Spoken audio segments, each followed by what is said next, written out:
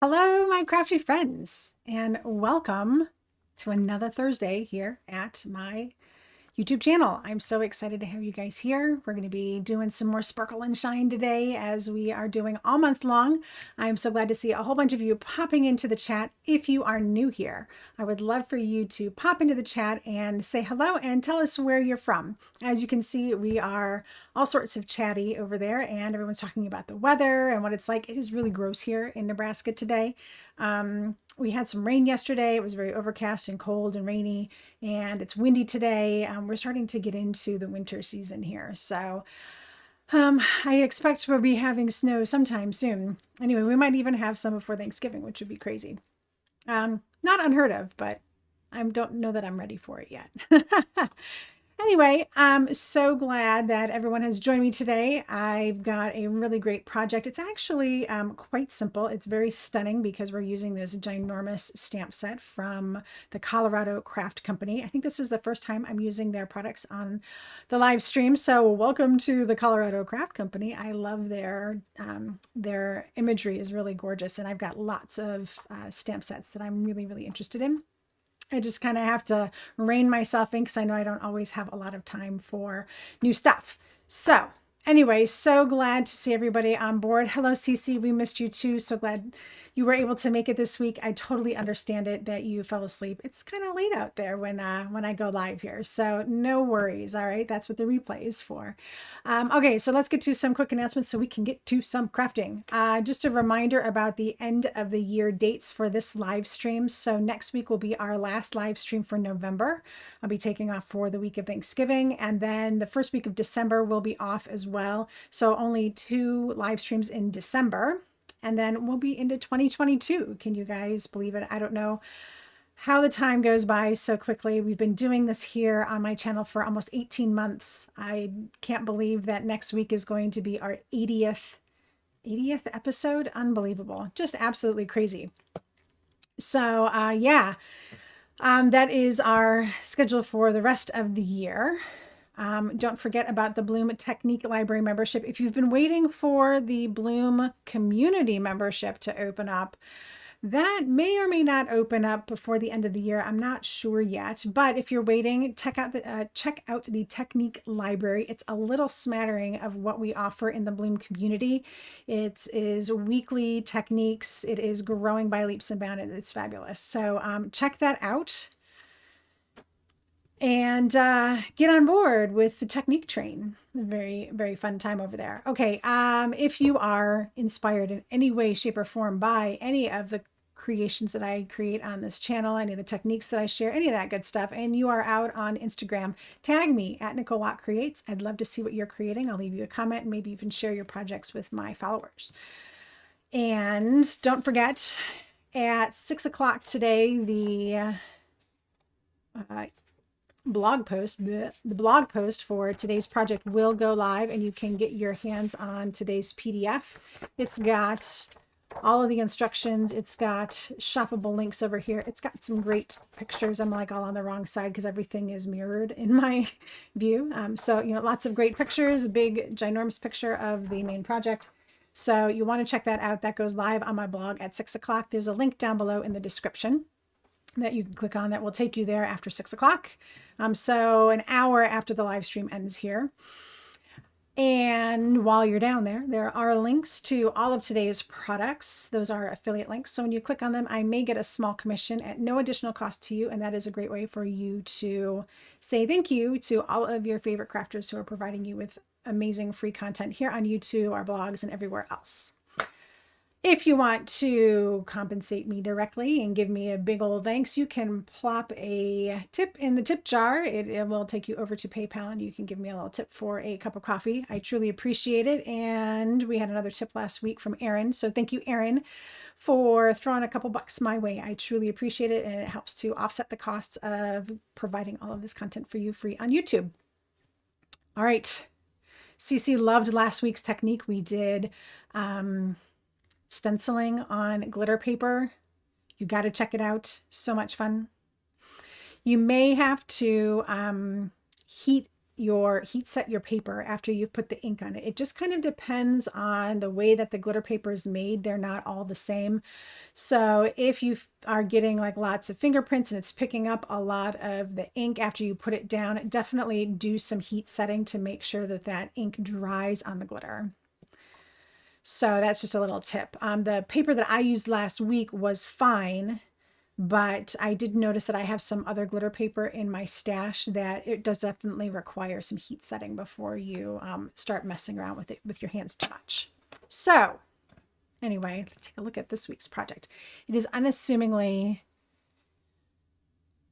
simple. I don't know. I mean, it is really simple to make, but it looks kind of plain, right? Until you put the light on it and then you're like, wow, look at all that shine. Not only is this heat embossed, but we've got all sorts of iridescent yumminess on here. The whole thing is sprayed over with iridescent spray. It's so hard to get that to show up in a video and on the live stream, but it is just crazy shimmery.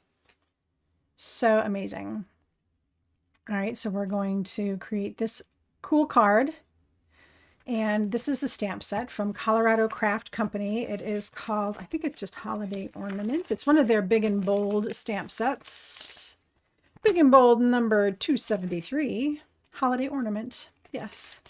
So I really love their big and bold line. I think it gives you a lot of opportunities to create really cool cards that actually can be quite simple because it doesn't take much to embellish something once you've got a ginormous ornament on it. I mean, like this thing fits perfectly on a 5x7. Like, so this is almost 5x7. So if you had a 5x7 card, that's how big that would fit on there. So this card, though, today that we're doing is A2. So this is 4 1/4 by 5 1/2, and you can see that it's going to be cut off, right? You can't really fit the whole thing on here, so you'd still cut off the edges if you tried to do that. So it's best to just do a little cut off version of it, but you really don't need to do much more than this, right? All right. So we're also going to I'm going to show you some alternates and some ideas on how you can like make more of these rather quickly. So stay tuned for that today. But we're going to start with this simple version, an A2 version.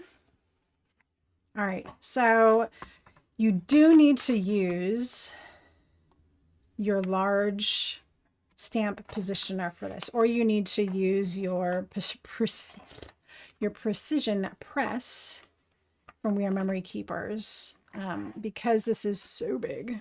We're going to pull that out later. Okay. So like this will not fit on your, well, I think it will fit in the mini MISTI, but then you really have a limited places to actually put your cardstock and such. So see, like I'm actually going to put my cardstock in the upper corner here, and that's where this is going to end up going, like so. All right, but first we're going to do some heat embossing of our sentiment, and I would demonstrate another one, but I'm actually going to be using these for holiday cards, so I'm just going to make another one just like the one that I made in the sample. And so we're going to start off with the season's greetings, and you can put this anywhere you want because we're going to go ahead and mask it. So if you want to get an idea of where that's going to end up, you can see that it's like right there. So a little bit of the words are popping off the edge, which is just fine.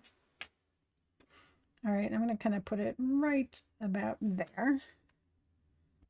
So we're going to, you see that? I had the carrier sheet on there and it was like, no, not going to stick.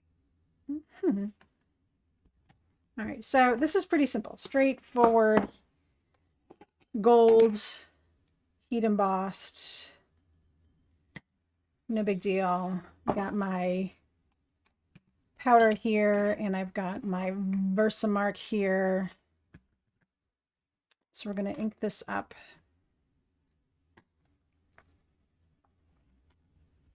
And this is on watercolor cardstock because we are going to watercolor on this. And then I've got my gold embossing powder. I use so much gold embossing powder. I keep it in a container like this so I can have more. I don't have to be constantly fiddling with a little container of gold embossing powder. Okay, so we're going to emboss this and heat it up. And I just got attacked by one of my lights, so my hair's all like, wah.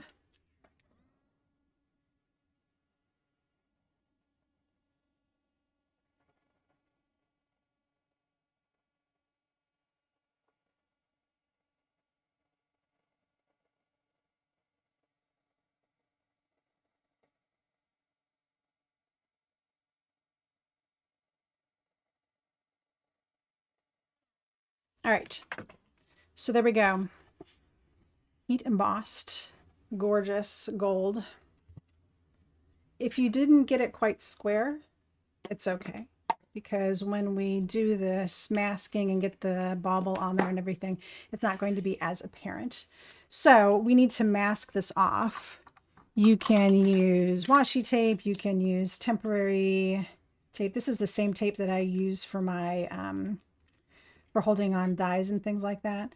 So I'm just going to take a couple little pieces to cover up the G here. And then the S. There.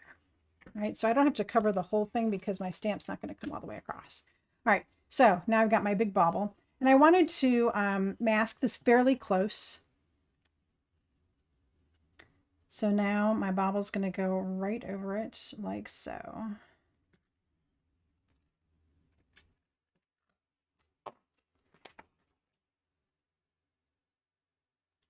All right.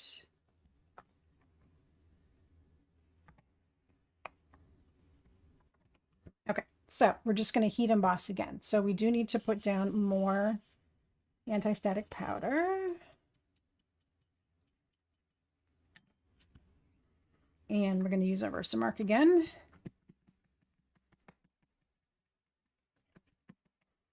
We're going to ink up this huge ornament. Oh, I love it.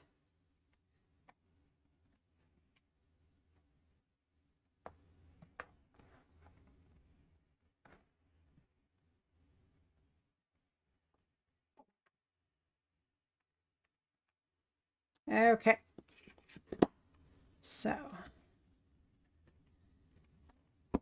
now we can add our embossing powder to this. I'm going to need that back in just a minute to show you guys some other ideas. Okay, so the first thing you're going to want to do though is take off your masks here, because we don't want the embossing powder to stick kind of funny around the edges. So it's best to take the masks off first and then add your embossing powder.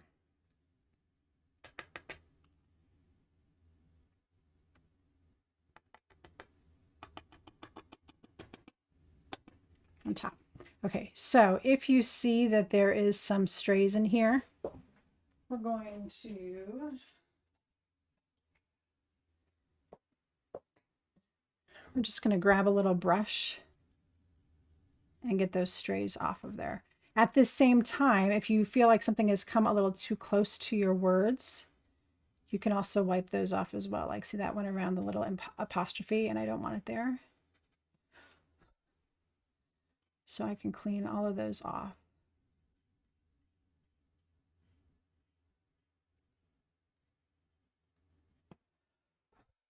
There.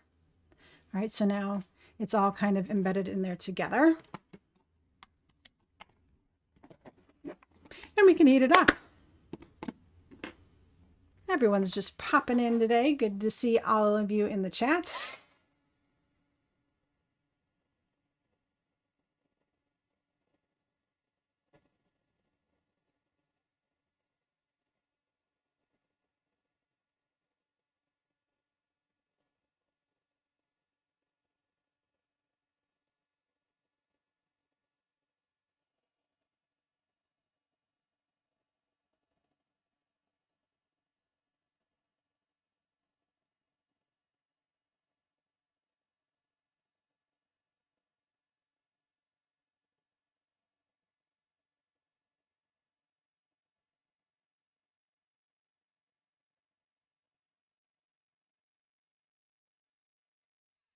All right, so really this is quite pretty all on its own.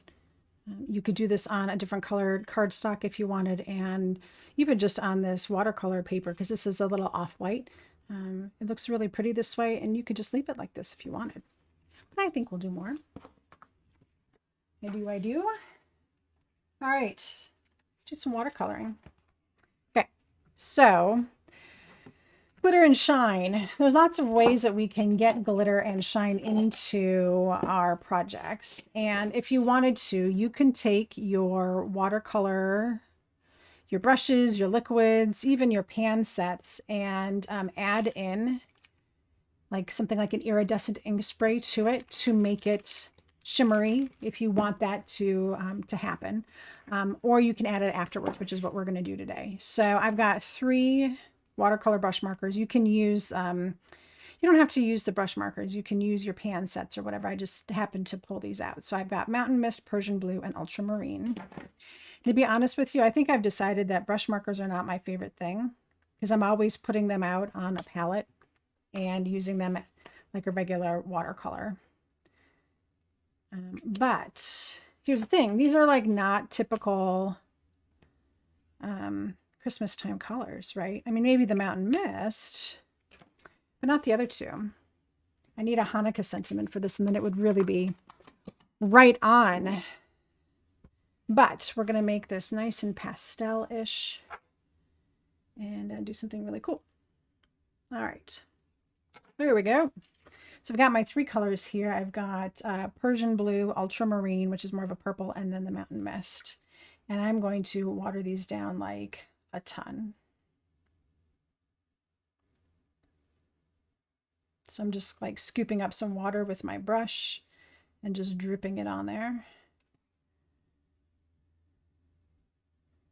All right. And I'm going to do wet on dry. And of course, this is like an emboss resist, right? Because it's going to kind of resist around the embossing. And I want to give this a little bit of a border around the edge.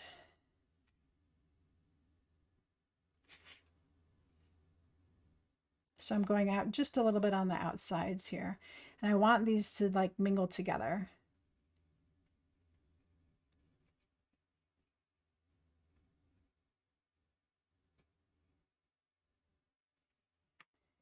And the green even works well with these guys. They're all so light that you can butt these 2 up against each other, the purple and the green, and not have a problem. And of course, the green and the blue will go well together. It'll just create a different shade of blue.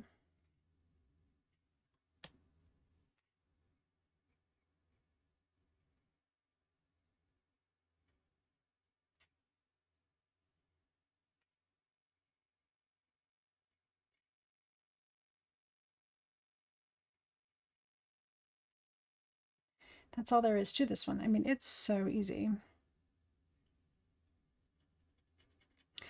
Yeah, so there's lots of different ways that you could add water to these colors. I was like scooping the water out with my brush. Sometimes I do that.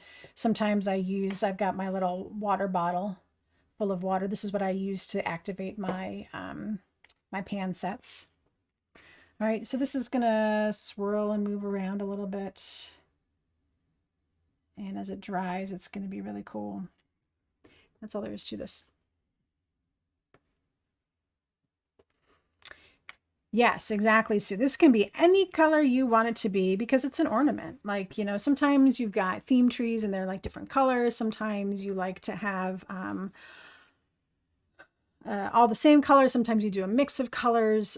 Ornaments are always just something unique about everybody's trees when they're putting up their holiday tree. All right, so we can speed this up. Normally I would just let it dry.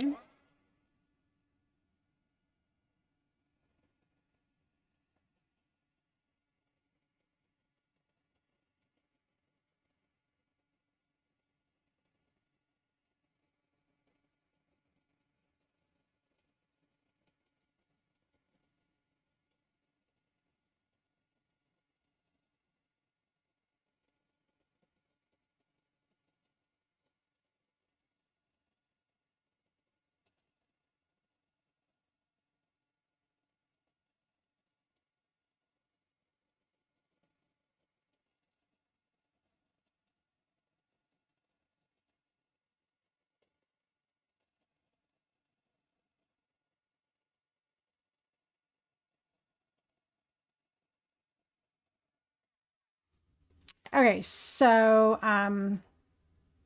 you saw me moving this around a lot. There's a couple reasons for that. One, I didn't want to really reheat my embossing powder. So if you want to speed up your drying and you're going to use your heat tool on high, you're going to want to move it around a lot to keep your embossing powder from remelting or melting into the paper. And then another reason is to kind of keep this from happening, where you get like really hard lines from the water drying. That kind of helps things dry a little bit more in order and to keep that from getting hard water spots. So that was something I was trying to avoid. Okay, Susan wants to know, which is hilarious, why did I paint outside the lines? She needs permission to do so. Yeah, I know, right? First of all, because I don't want you to feel like you have to paint inside the lines, right? So you don't have to follow the line and paint inside. Now, the second reason I did that was for purely artistic reasons. I thought that I wanted this to be more of a loose watercolor, so everything is moving around loosely inside here, right? So I wanted it to just kind of look like a water spot that had come over the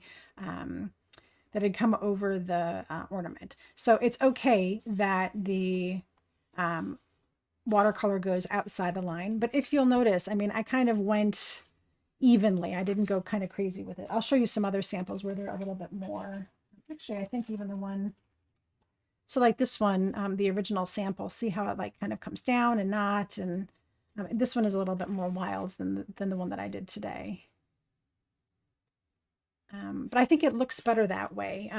If you try to put it like perfectly, precisely inside the lines, it's going to have a different feel to it, right? So if you go outside the lines, it's going to have a very loose, casual feel to it, right?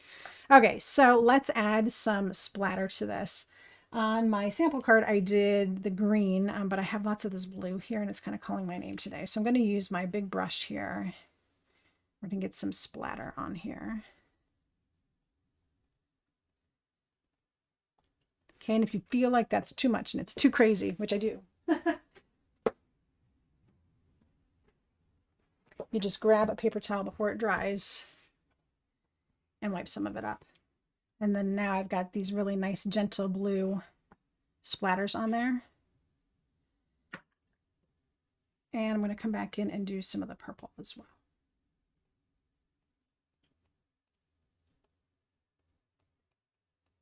And guess what? It's okay to get splatter inside the bauble. It's okay. All right, so again, I'm going to grab the excess. And so now I've got some purple splatters, I've got some blue splatters, and now they're nice and light, just like the watercoloring that we did, right? They're not overbearing and taking over. And actually, the ones that landed in here didn't really show up, but that's okay. You have to. All right, so the last thing I'm going to do to this is I'm going to add some iridescent ink spray on this guy.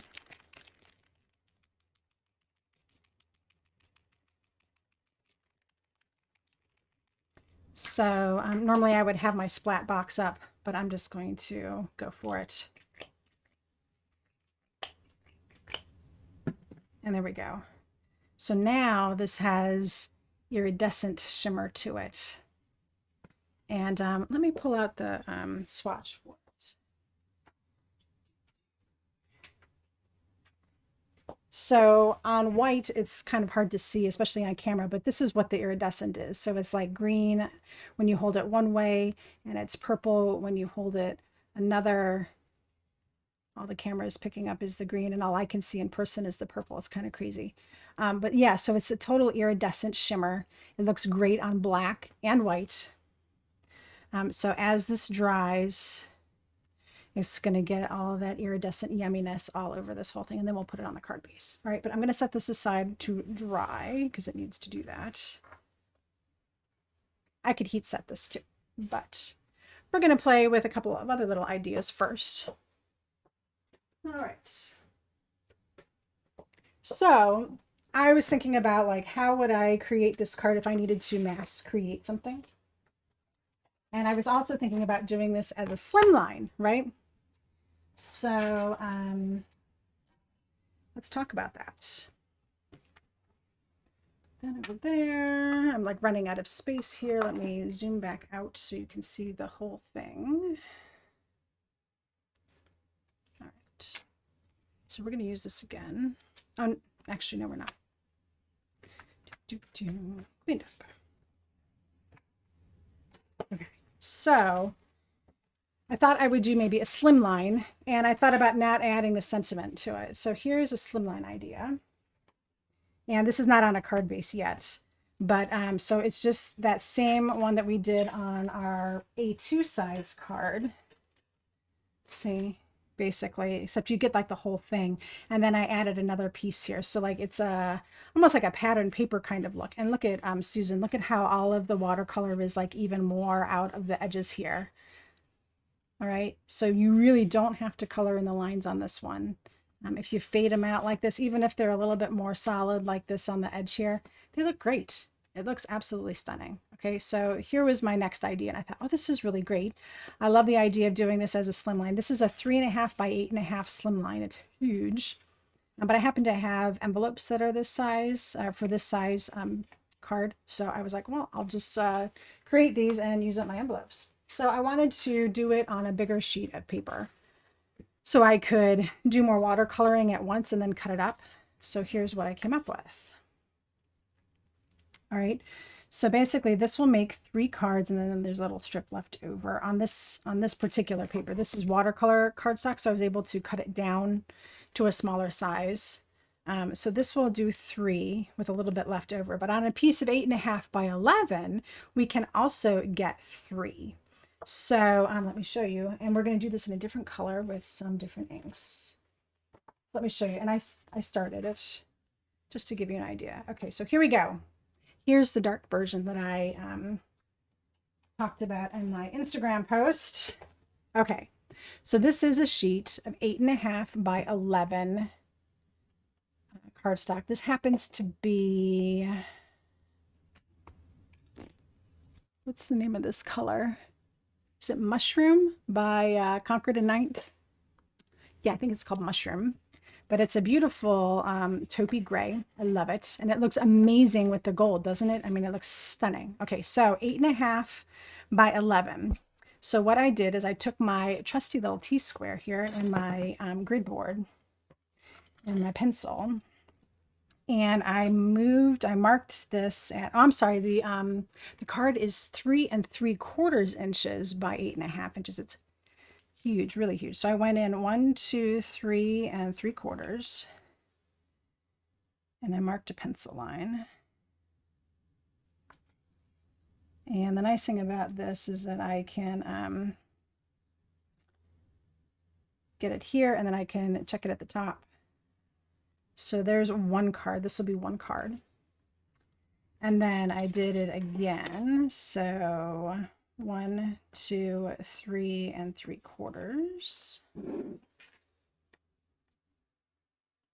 is there. And then this last one is only going to be 1, 2, 3.5. And that's okay. So I will cut this one down to have a little bit of a border around it, but I can still use it, right? So now I have 1, 2, 3 cards in 1 panel. All right. So here's the thing. I told you before that the stamp does not fit on the small MISTI. Now that I'm doing this huge panel, I really can't put it in even the medium MISTI to get it in the right place. So this is where something like the We Are Memory Keepers Precision Press really shines. So here's my the top piece to the Precision Press. I'm not using the bottom, just the top. And I'm going to put my stamp on it. You can put your stamp on here anywhere because you can now align this anywhere you want. And the reason why I'm using this is A, I don't have a block that's big enough for this stamp. And B, I can put this anywhere and it's not going to touch the paper because it's got these little rubber nubs on it, right? That's the cool thing about the Precision Press. So I need to do a last bit here. Okay, so this first card is going to look like that. And the second card is going to look like that. So the third card only has this little chunk on it. So I'm going to turn my paper over and add in a piece. Add in my stamp like right there. All right, so that way I've always got one that's got a little ribbon on it, right? So each of these cards is going to be slightly different, but they're close enough that it works, all right? So let's ink this up. Oh, one other thing I wanted to mention. I found I had a little bit better success if I put something soft-ish underneath. So the precision press would normally have your little piece of foam on the platform, right? So I've just got a piece of silicone mat here that I'm going to put underneath, so that way I have a little bit of a cushion to stamp on to give this a really nice impression. Okay, so we're going to heat embosses just like we did before. Yeah, Mary, I was like, oh, I can use my precision press without the bottom of it, etc. Or if you've got another style press, you know, that maybe has removable hinge doors and things like that, you could use it as a stamp, basically as a ginormous acrylic block, right? Except that this one's got the rubbers on it that help keep it up out of the way, which is nice. All right, so I've got my anti-static on here, and I'm going to go ahead and ink this up. Really only need to worry about a little bit of it, so it's okay. All right. So I think I'm going to put it like right about, I need to be careful of like where the line is here as well. So that'll be good. And then I just press. I don't think Becca is on today. She'd be like, yay for the precision press. She'll catch it later though. All right, because Becca is the one that said, hey, Nicole, you should use a precision press. So there you go. All right, so now you can see that a little bit. You see how nicely that's stamped? I think especially because I had a little bit of a cushion underneath, that really helps. All right. So again, I'm not doing any sentiment on these. I might add like a sentiment strip later. I might just leave them without a sentiment, which is actually kind of nice because then you can customize your inside greeting and it can go to anyone. If you've got friends that are more religious and you want to put a religious sentiment in there, you can. You can put in a more secular sentiment. You can put in, you know, a Happy New Year's, all sorts of things. And you can't give it away. So Anne's trying to guess what we're going to do next, and she's guessing pretty good. Right, let's heat this up.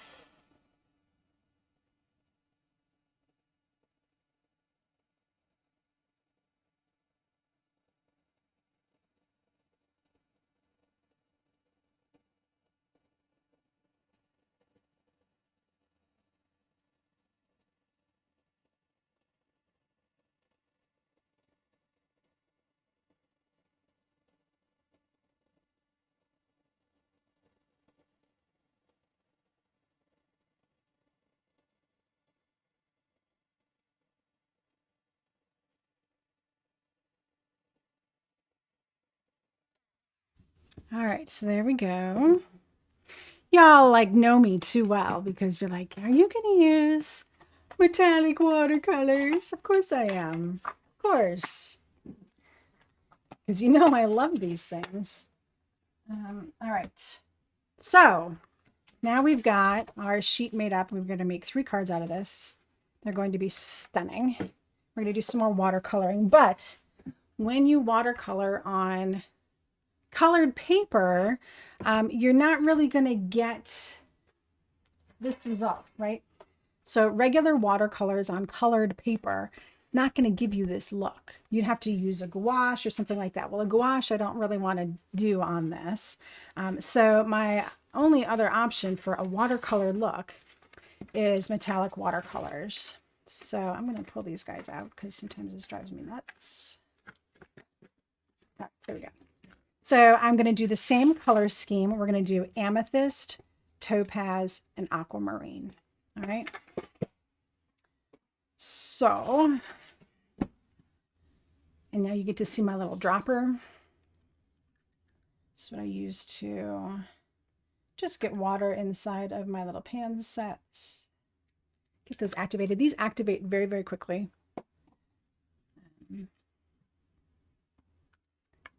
All right. I've got my palette and I've got my baubles, and I'm going to zoom in a little bit.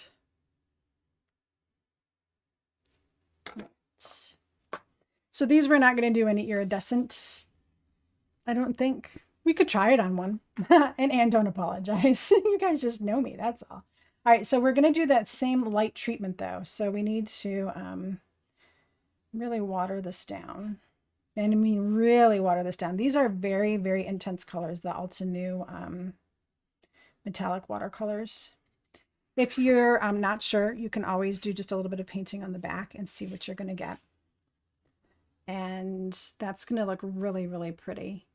You can't really see it on camera at the moment, but once it dries, I think it's going to look really great. Do just a little bit more. All right. So let me pull this more into the screen. There you go. Okay, the big blob of purple right now. So what I'm going to do is kind of batch these up a little bit. I can work all of these at the same time. All right. So we're going to do the same thing.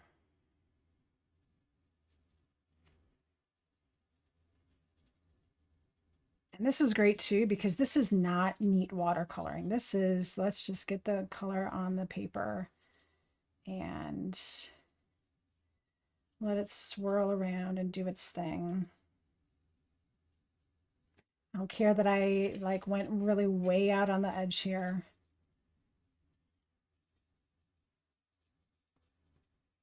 A lot of this is going to dry differently though, so it'll have a different look than what we did with the other watercolors. Okay, so now I can add in some blue and I can let them melt and blend in together. That's going to kind of help tone this blue down just a little bit. And on the gray too, that's really going to tone it down as well.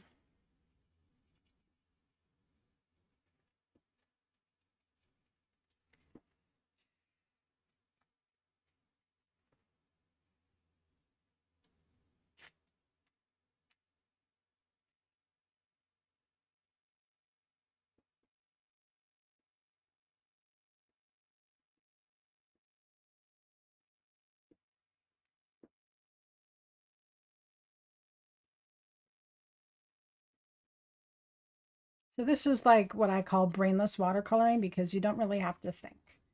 You're just putting the color down, going outside the edges. You don't have to worry about your colors mixing, blending together. All right, so now I've got my green color here. And then you can let that blend in with all of these. Yeah, and it kind of does give it a bit of a 3D-ish look, and I think some of that is that my cat is like putting in his 2 cents. What it kind of reminds me of is like getting a reflection from light hitting it. So that's another thing that I kind of like about this way the watercoloring looks, is that it's kind of like a light reflection.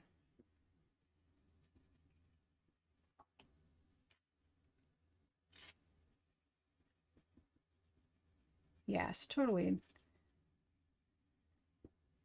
Can be totally messy.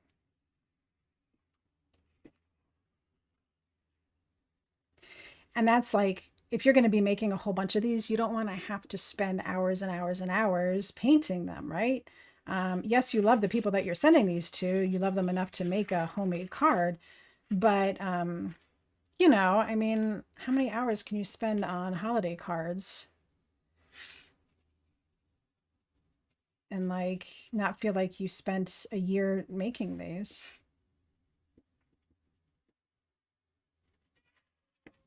So there we go. And then as they're drying, if you feel like it needs like a little bit more, or you need to like blend some colors together, then do that. All right, but these are looking awesome. Okay, so see, like simple, 3 cards. Oh my gosh, like done. Oh wait, we might do some splatter. So let me just dry these a little bit.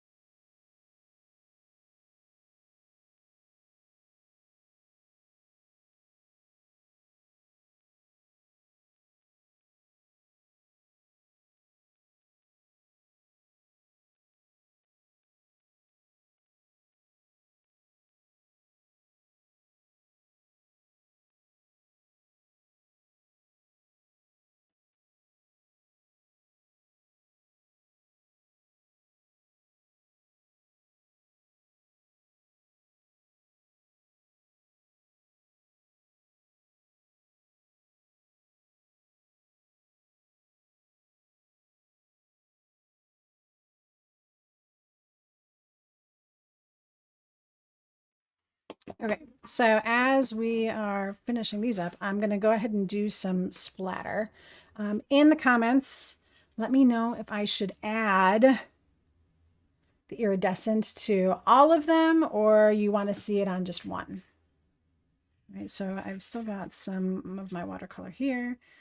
Do some green splatter.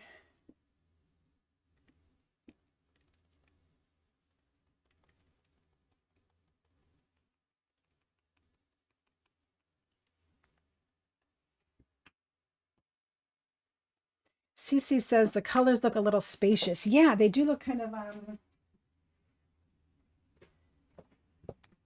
it's kind of a galaxy look, right? All right, so I'm just gonna lift up, and then I've got some purple left here.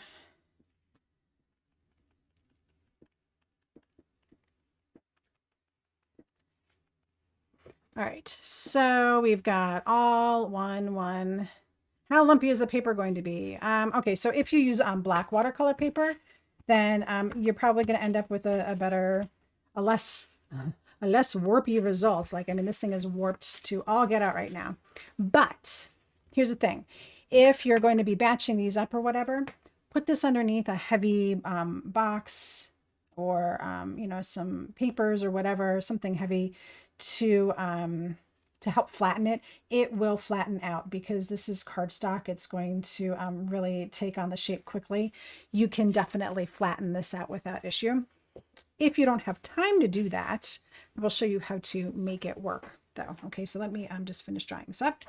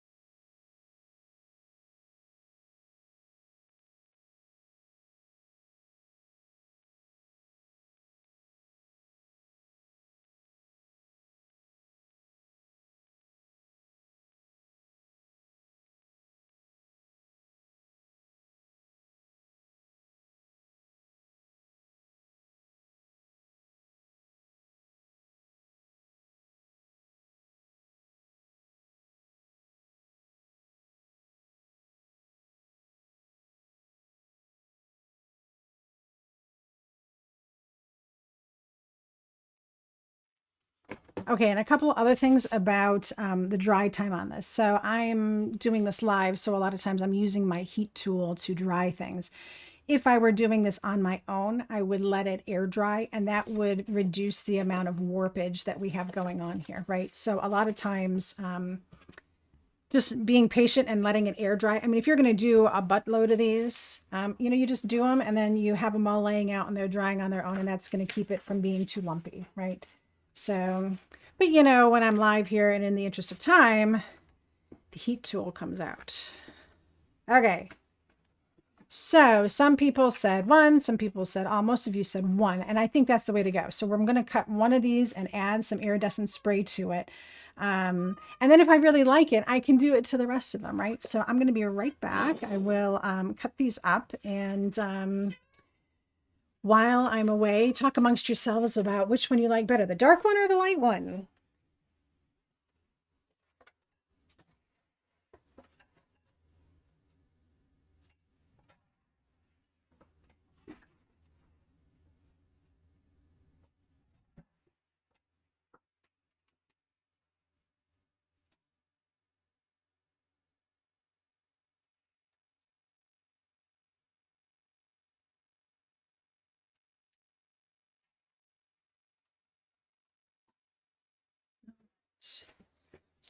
Go. We will spitz this one with some iridescent.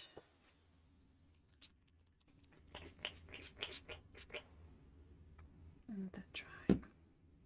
So on this one, the iridescence is going to take on more of a role because it is a darker cardstock, right? So let me dry this up.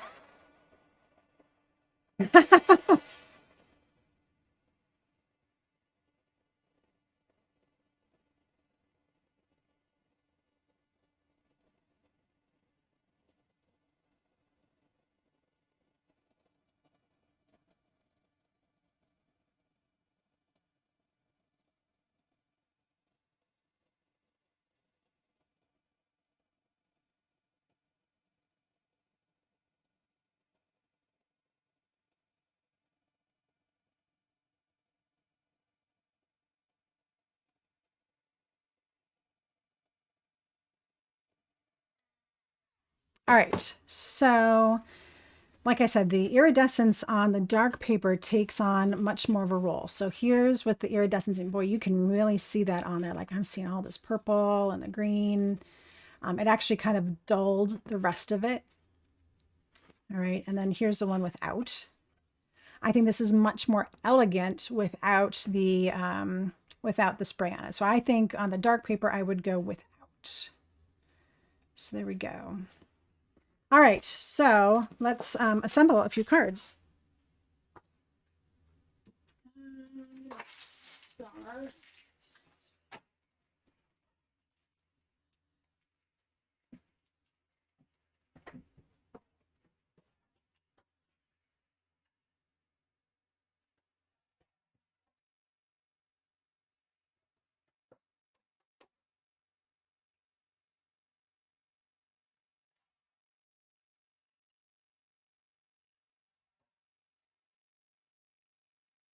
All right. So, yes, Anne is totally right. If you are looking, so I will tell you, this is a piece of watercolor card and it dried really nice and flat. I did not heat this at all though. So it had, after this was heat embossed, it gets a little warpy then too, right? But then I watercolored on it and everything. And so it relaxed quite a bit. And I did this about 2 weeks ago. So, if you're going to put your paper, put something heavy on top of it, I think you'll be okay. But like I said, if you need to make them now, then you need double-sided adhesive sheets. All right. So yeah, the spray one is cool. And then we've got these two. So these are the two we're going to put together. And you get to see my little trick on these. So this is a regular 4 1/4 by 5 1/2. And when I do my double-sided adhesive sheets, I always cut them slightly smaller. So this is like, instead of 4 1/4, it's 4 1/8 by 5 3/8. You get the idea. So that way, see, it fits inside. I've got a little bit of a border. That way I don't have to deal with the adhesive popping out on the sides and things like that. And this little edge here is just fine. It's not going to pop up on the edges there. You'll be good. All right, so we've got our card base. We've got our card front all ready to go. This one really didn't need it because it was nice and flat. But now it's never coming off for sure. So again, I just pull over a little flap and then I align it. I want to definitely align against the fold because you're not going to be able to do any trimming if you need to do trimming. So I align that corner up and I come all the way across, make sure I'm nice and square here. Just a gentle press. And that way, if I do still need to pick it up, see, I can still pick it up. And then make sure that it's coming straight down your fold.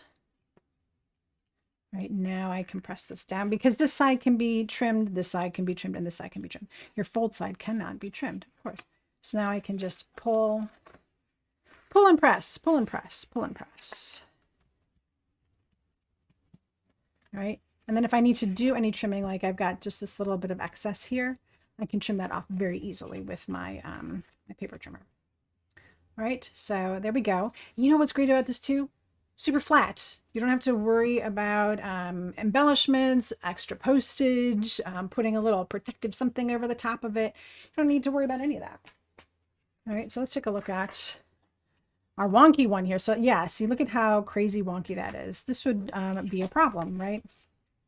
So I've got a piece of double-sided adhesive cut down to fit down here really nice.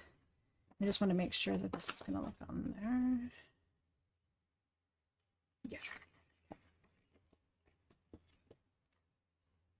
And then we'll put this one on. So let's see. Sue loves the iridescent one. She likes both. She says send them both to her. Either or. Yeah, totally get it. You never know, Sue. There might be one coming your way. All right. So there we go. So already by putting the double-sided adhesive on here, you can already start to kind of like flatten this out. See, look at that. I don't know why it works this way, but it does. So look at, now I can really flatten this out.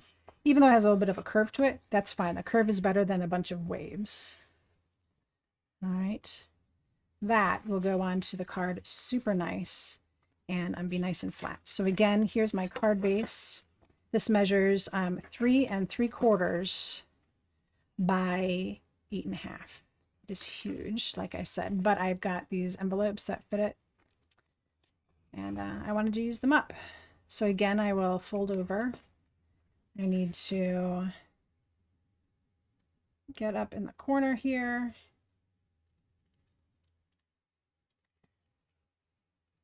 Match down the edge the best I can. And then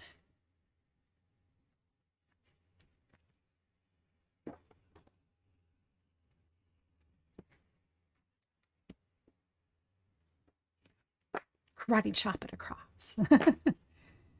And there we go. So again, if I need to do any trimming, it looks like I have just a hair of trim job to do there. No big deal. There we go. So again, like, doesn't need to have a season's greeting or anything on it. It can be just plain like this. And then you can save your greeting for the inside. And it can say anything. So there you go, guys. What you think? I'm going to post a poll up on Instagram. I would love to know, dark or light. All right.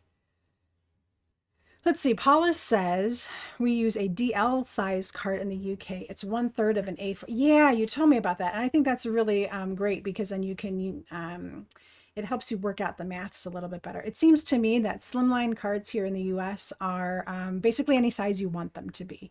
They have mini slim9s now, and I don't even know what size those are. I just think that if you have a card size that you like, even a slimline, you can create it whatever size you want. If you have an envelope punch board, you can make an envelope any size you want. For me, it was more about like, what envelopes can I buy? And then I'll make a card that size. So let me show you the envelopes I have. These, I believe they're considered A9 envelopes, and they're very hard to find. I didn't want to do A10 envelopes because those are really big. They would be bigger than the 8.5 inches. But I love these envelopes. I think it's a great size. And so see, I took the envelope itself, which is slightly larger than 8.5 by 3 3/4. And that's how I based my card on it. So this card, 8.5 by 3 3/4, will fit into this envelope perfectly. And that's how I decided on what size the slimline would be. And of course, 8.5 was as tall as I could go unless I flipped my card the other direction. But now I have like a whole bunch of different colors of these envelopes too. So maybe I'll send it in black, or I could even send it in navy blue. That would be really pretty to send that in navy blue. What'd you think? I think that would be great. So who knows? Maybe one of these cards will be coming your way, guys. All right, here we go. Awesome ideas. Yep, exactly, Penny. Make the card to fit the envelope you can get. That way you don't have to worry about making your own envelopes. So there you go. I'm so glad you guys enjoyed today's project. I really love the way the dark one turned out, and I know you guys are going to have a blast doing this technique on any stamp set that you have. If you've got a decorative stamp set, it does not have to be this one, but it's got lots of open space and a really nice pattern in it. Do some embossing and do some loose watercoloring over it, and show me your results. I'd love to see them, so don't forget to tag me at Nicole Watt Creates. If you need to do some shopping, there's links down below, and I appreciate you using those when you shop. So thank you very much for that. Nancy, thank you. Today was Veterans Day, so a special happy Veterans Day to all of my military friends out there. And there you go, guys. That's it for this week. We will have one more project next week for the month of November. It is not a holiday card. It is something completely different, but it will sparkle and shine, and I know you're going to love it. So make sure that you tune in, and we will have some fun with more card making here on my channel, and we will be running with scissors again next week. So thank you guys so much for stopping by today. I love spending time with you. Have a great weekend. If it's getting cold in your neck of the woods, stay warm, cozy up by the fire, and have a cup of hot cocoa for me. I'll see you guys next week. Happy crafting.